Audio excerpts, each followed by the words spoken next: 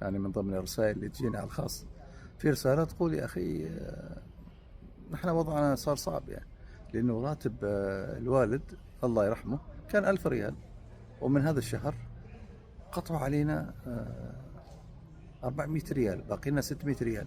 تقول أنا وأمي فقط يعني من في العائلة هذه، فال600 ما تكفينا، لأنه علينا آه، كان الوالد ماخذ قرض للمنزل والتزامات ثانية وكذا.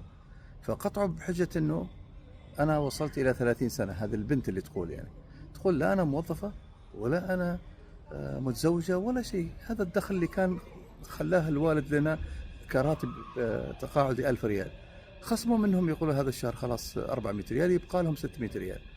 قلت لهم وين يعني بنوك البنك اللي خصم؟ لا، اللي خصم تقول صندوق الحماية الاجتماعية، صندوق اسمه صندوق الحماية الاجتماعية، الحماية الاجتماعية، واحنا نقص منهم 400 ريال، يعني حرمة وبنتها بسبب انها هي وصلت الى 30 سنة، لا دبرنا لها وظيفة ولا أمنا لها مستقبلها ولا معيشتها هي وأمها، ونخصم منهم 400 ريال بلا مراعاة.